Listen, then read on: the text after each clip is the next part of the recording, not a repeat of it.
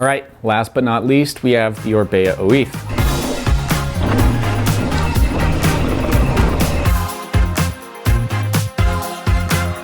With the most travel in our entire test, I would have assumed the Oiz would have felt the most trail, but that is definitely not the case. While the fit and geometry are more on the trail side of the spectrum, the suspension is very, very XC, and that is a good combo for making the bike go very fast everywhere. So stick around to see if it's the right XC bike for you.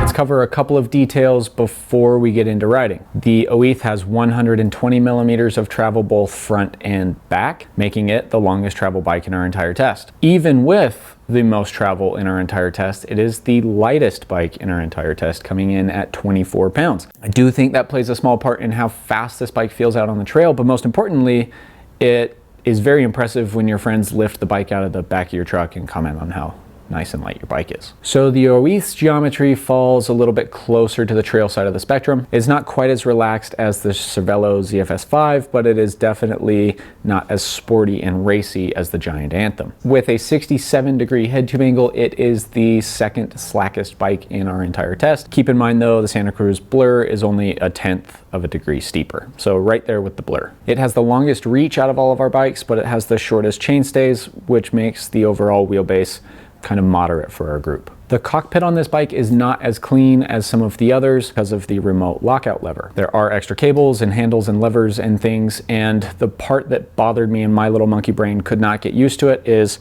the remote lockout sits where your dropper post would normally go, and I would hit my lockout almost every time I tried to hit the dropper. Your brain might adapt better than mine, but I did struggle with that quite a bit. I would also argue this bike does not need a lockout lever. That suspension is so efficient and so quick and snappy and good.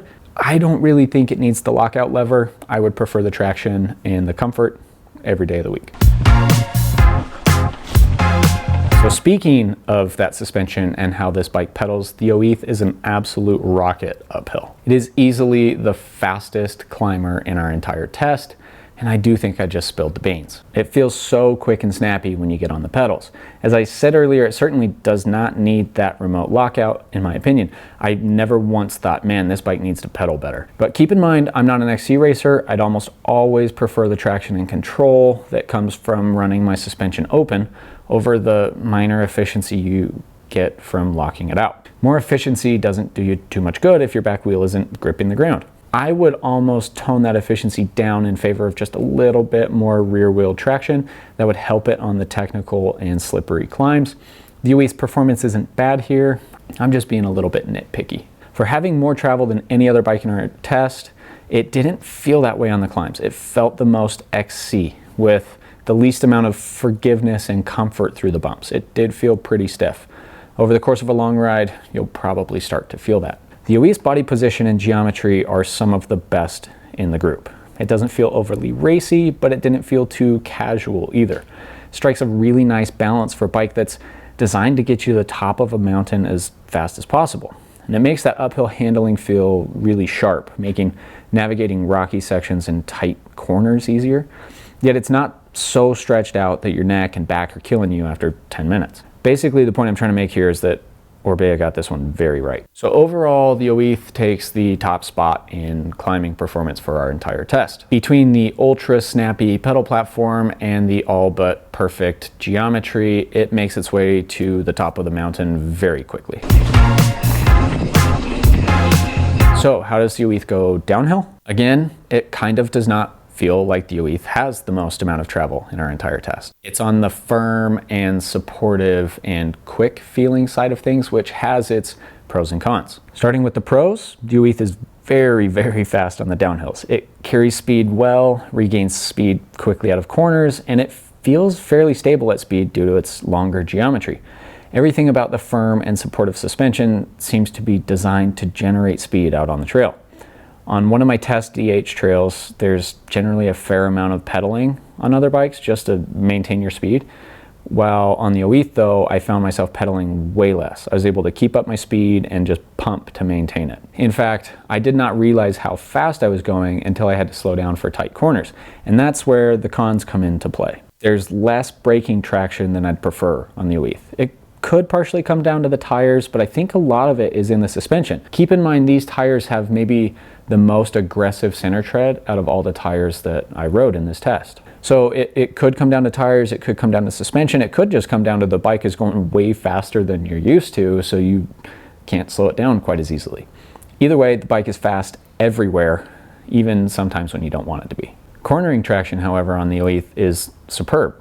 It feels very, very comfortable in the corners, both bermed ones and flat ones. I had no qualms about pushing the bike into a corner or leaning it over on a loose corner and just trusting it to hook up. And I think this boils down to its geometry. The Oiz is on the longer side with a riding position that comfortably puts you between the wheels. And it makes it easy to get the weight through both of those wheels so you're not sliding out. The head tube angle also isn't so steep that the bike feels twitchy either. It's forgiving and confident enough that you don't really have to tiptoe around the rough bits. In the bumps and chatter, like on the climbs, you do feel them more on the Oiz than on some of our other bikes. It doesn't feel quite as forgiving or comfortable, and that back end does bounce around just a little bit. It takes a bit more bike handling control and skill to ride it aggressively than some of the other bikes in our test. So overall, the Oiz is one of the fastest descending bikes, if not the fastest descending bike in our entire test. Its suspension just generates free speed everywhere out on the trail. Just be prepared to start braking maybe a little bit sooner than normal. So who is the Oiz for? I think the Oiz is for the rider that wants the sports car feeling mountain bike. They want a super sporty, super firm, fast, efficient, good pedaling bike. It would be a great bike for the XC racer, even considering that it has trail bike amounts of travel. It's very competitive in terms of weight and probably the most competitive in terms of speed, both of which are very important for XC racing. It's also good for the non-racer because that extra travel does make up for a couple of mistakes here and there. So, XC Showdown Awards, the Orbea Oiz is our fastest bike in the test. That's going to wrap it up for all of the individual reviews. We still have the Showdown summary coming up. So, thanks for sticking around. Stay tuned.